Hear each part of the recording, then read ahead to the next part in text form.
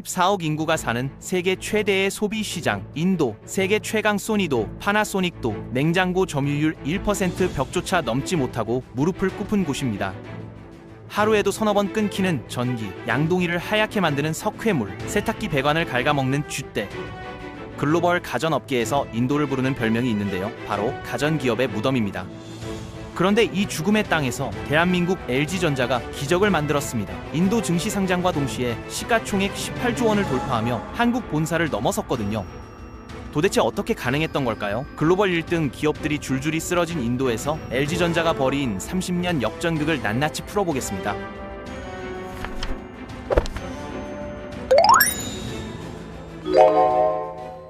이 이야기의 무게를 제대로 느끼려면 인도 시장이 얼마나 무서운 곳인지부터 짚어야 합니다. 인도를 경험한 기업인들 사이에는 이런 말이 돌거든요.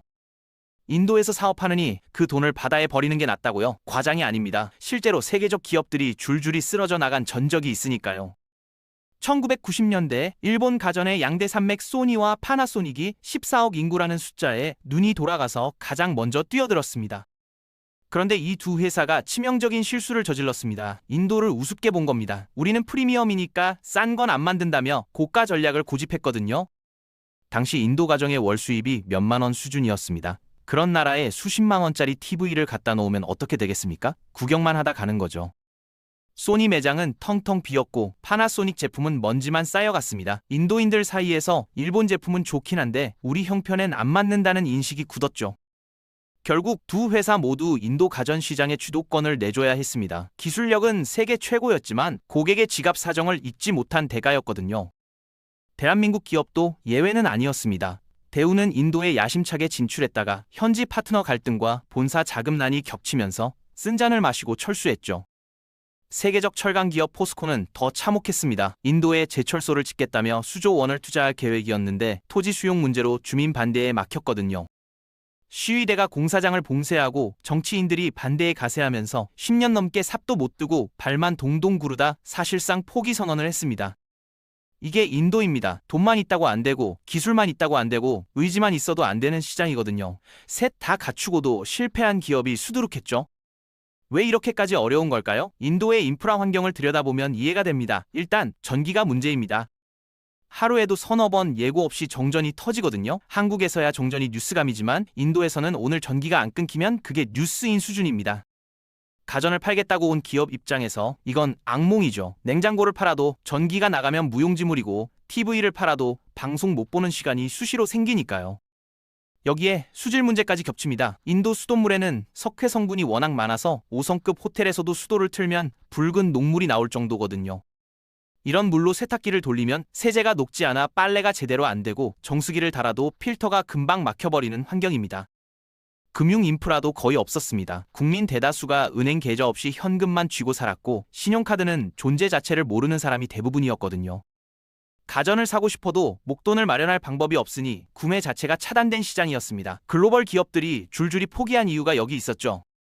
이 모든 악조건을 뚫고 들어가겠다고 나선 회사가 있었습니다. LG전자입니다. 하지만 LG전자도 처음부터 순탄했던 건 아니거든요. 1993년에 인도에 발을 들였다가 현지 합작 파트너와 갈등이 터지면서 짐을 싸야 했습니다. 한번 물린 시장에 다시 뛰어든다는 건 보통 배짱이 아니죠. 그런데 4년 뒤인 1997년 LG는 두 번째 승부를 걸었습니다. 이번에는 접근법을 완전히 바꿨거든요. 남들이 안 되는 이유를 찾을 때 LG는 방법을 찾았죠. 당시 LG의 상황을 생각하면 이 결정이 얼마나 무모했는지 감이 올 겁니다. 4년 전 쫓겨난 시장에 다시 뛰어든다? 업계에서는 미쳤다는 소리가 나왔죠. 하지만 경영진의 판단은 단호했습니다. 팔고 떠나는 장사꾼이 아니라 뼈를 묻을 각오로 가자. 공장부터 짓자는 거였죠. 이게 모든 걸 바꿨습니다. 가장 먼저 주목한 건 기술도 제품도 아니었습니다. 돈의 흐름이었죠. 인도인들이 가전을 외면한 게 아니라 살 수단 자체가 차단돼 있었던 겁니다. 은행 대출은 서류가 산더미고 신용카드가 낯선 시대였는데 LG는 현지 금융업체와 제휴해 매장에서 서명 몇 번이면 할부되는 구조를 만들었습니다. 소니와 파나소닉이 비싼 제품을 진열장에 모셔놓고 팔리길 기다릴 때 LG는 서민들이 물건을 살 수 있는 길을 직접 뚫어준 겁니다. 발상 자체가 달랐죠. 이 시스템 가동 뒤 1999년에서 2000년 사이 농촌 가전 판매가 40% 급등했다는 수치가 있습니다. LG가 판 건 TV가 아니라 구매라는 경험 자체였죠.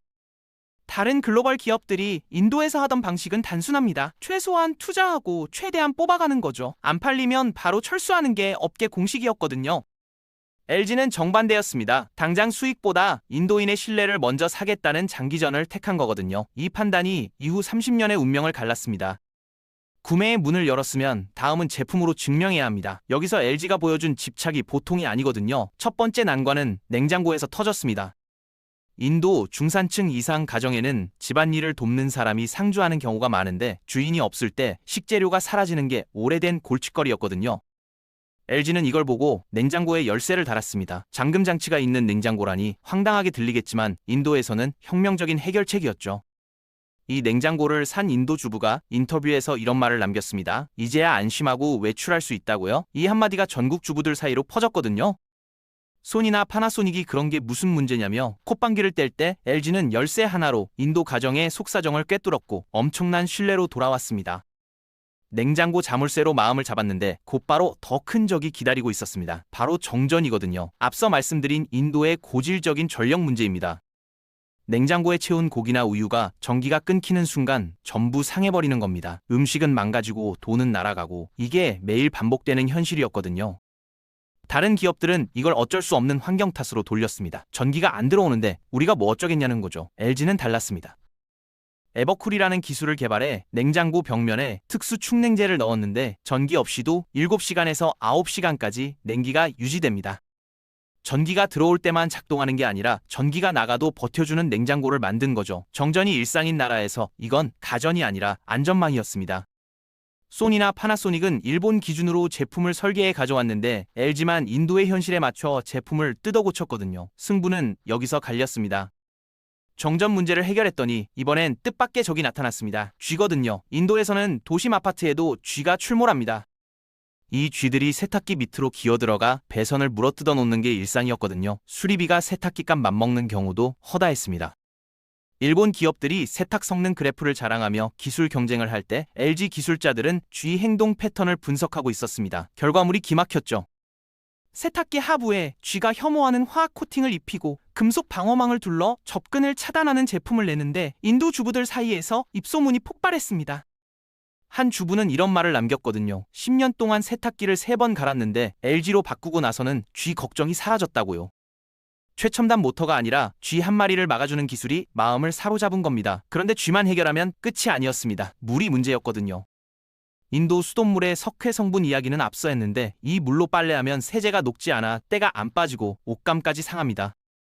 LG는 석회질 전용 필터와 수질 감지 센서를 세탁기에 장착해서 정면 돌파했죠. 세탁기 하나에 쥐 방어와 수질 정화를 동시에 담은 겁니다.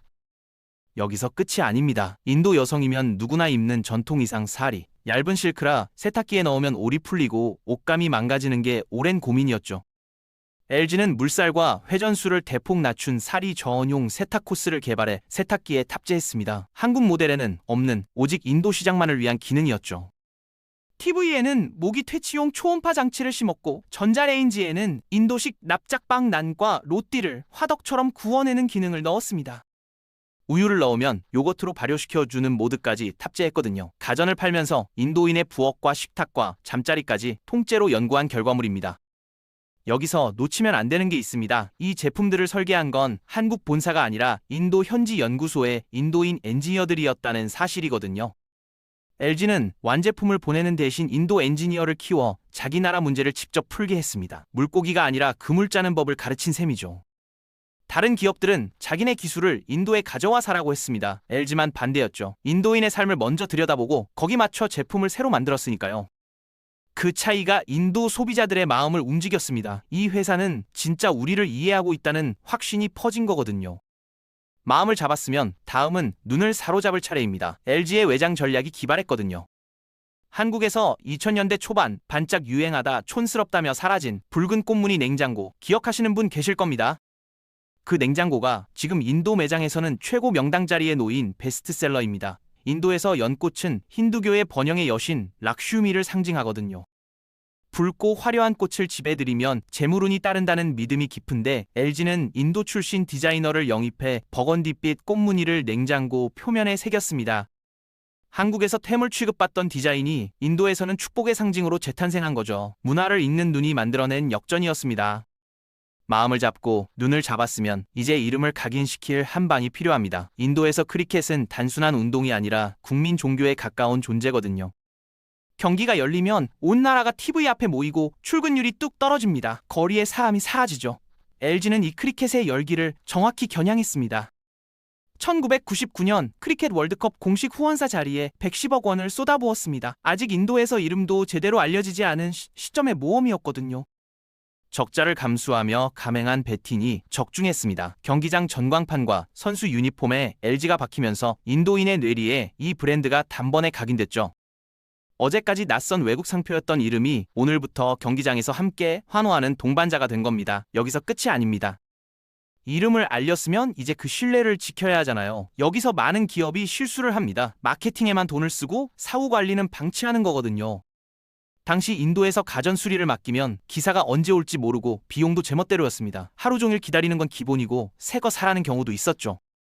LG는 210일 원칙을 내걸었습니다. 전화 후 2시간 내 연락, 하루 안에 방문, 한 번의 출장으로 수리 완료라는 3가지 약속이었거든요.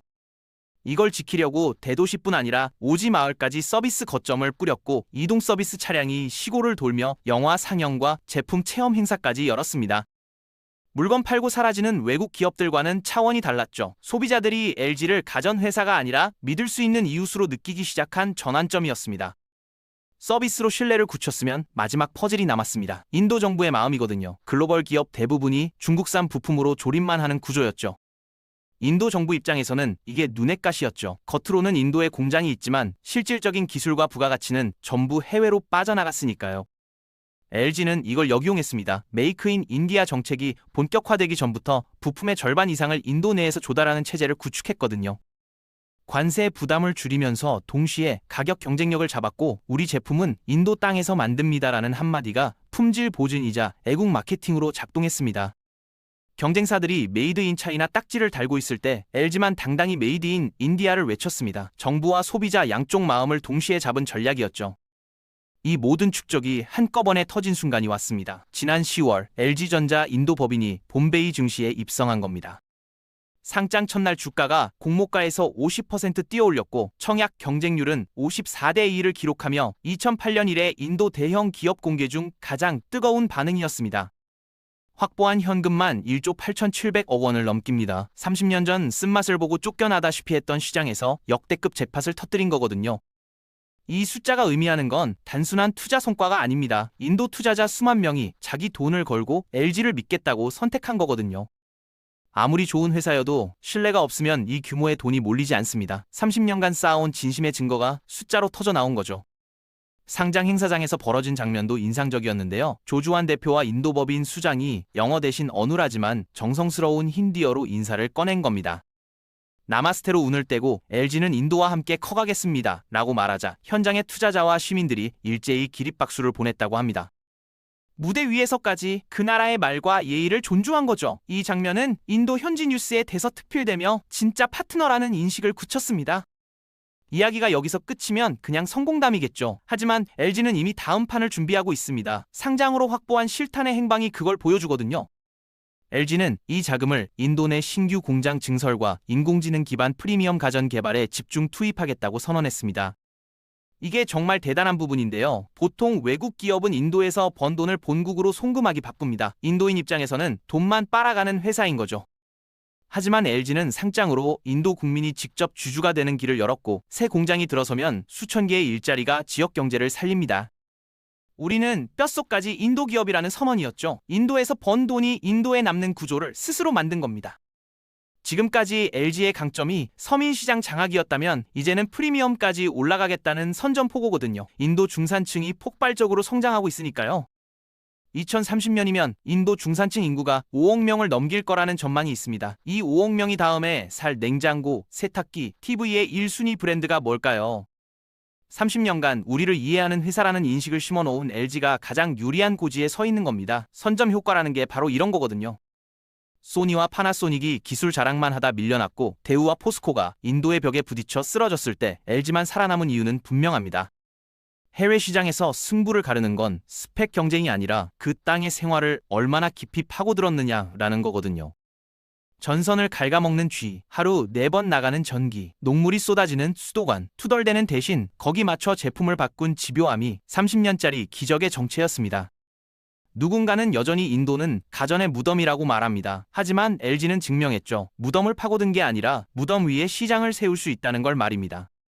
본사보다 몸값이 커져버린 해외 법인의 이변. 이건 좁은 내수에 갇힌 대한민국 기업들에게 보내는 가장 뜨거운 신호탄이나 다름없거든요.